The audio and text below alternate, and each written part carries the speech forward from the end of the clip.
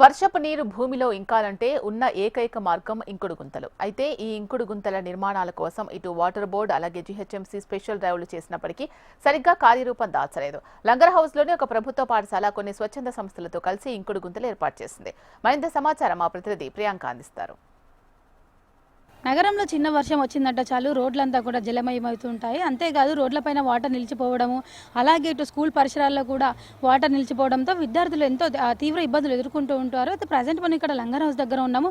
ఇక్కడ ప్రతి ఏడు కూడా ఇక్కడ వాటర్ నిలిచిపోయి ఇబ్బందులు ఎదుర్కొంటూ ఉంటారు స్టూడెంట్స్. అయితే ఎన్నోసార్లు అధికారులకి కంప్లైంట్ ఇచ్చినప్పటికీ కూడా ఎవరు పట్టించుకోకపోవడంతో ఇక్కడ స్కూల్ యాజమాన్యమే ఎవరైతే ఉంటారో వీళ్ళంతా కూడా టీచర్స్ అంతా కూడా ఇక్కడ ఇంకుడు గుంతలు అయితే ఏర్పాటు చేశారు. స్వయంగా వారే ఇక్కడ మనం చూడొచ్చు. ప్రజెంట్ ఇక్కడ ఇంకుడు గుంతలు అయితే కూడా మట్టితో అలాగే కంకరతో నింపైతే వాటర్ అంతా దాని లోపలికి ఇంకే విధంగా అయితే వీళ్ళు ఏర్పాటు చేసుకున్నారు. అయితే స్కూల్లో ఓపెన్ అయ్యే లోపల ఏర్పాట్లన్నీ కూడా చేశారు ముమ్మరంగా. స్కూల్లో వర్షాకాలంలో ఎక్కువ వాన నీళ్ళు వచ్చి మా స్కూల్లో స్టాగ్నేట్ అవుతుంది.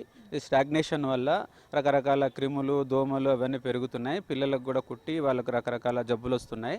కాబట్టి వీటిని నివారించడం కోసం మేము కొన్ని స్వచ్ఛంద సంస్థలను అడిగాము. వాళ్ళ సహకారంతో మనము ఈ నీళ్ళన్నిటినీ నిల్వ ఉండేటట్టుగా భూమిలో ఇంకిపోయేటట్టుగా చేయడానికి పర్కులేషన్ పిట్స్ చేయమని అడిగాము. వాళ్ళు సహృదయంతో మాకు శాంక్షన్ చేశారు. దాని ద్వారా మా స్కూల్లో ఇప్పుడు ఈ నిర్మాణం అనేది జరుగుతుంది. 2 పెర్కులేషన్ పిట్స్ శాంక్షన్ చేసినారు వాళ్ళు. ఈ నీళ్ళన్నీ దీంట్లోకి వెళ్ళిపోవడం వల్ల భూగర్భ జలాలు అనేవి పెరుగుతాయి.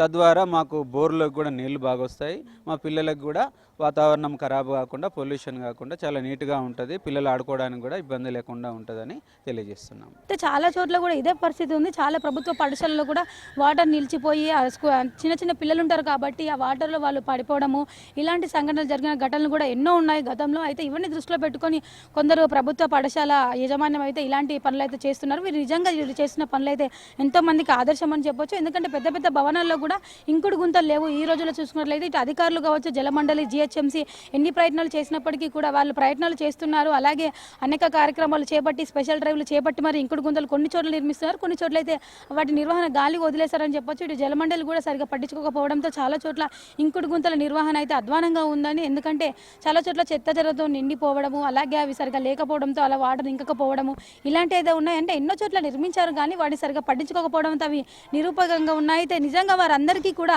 ఇది ఒక పర్ఫెక్ట్ ఎగ్జాంపుల్గా చెప్పొచ్చు. ఎందుకంటే స్కూల్ యాజమాన్యం ఇక్కడ పిల్లల గురించి ఆలోచించి వారికి ఇక్కడ ఎటువంటి ఇబ్బందులు రాకుండా ఉండడం కోసం, ఇక్కడ బురద అలాగే వాటర్ నిలిచిపోకుండా వారికి ఇబ్బందులు తలెత్తకుండా ఉండడం కోసమని స్వయంగా వారే ఇక్కడ ఇంకుడు గుంత నిర్మించడం అయితే నిజంగా వీళ్ళందరికీ కూడా వీళ్ళు ఒక పర్ఫెక్ట్ ఎగ్జాంపుల్గా చెప్పొచ్చు.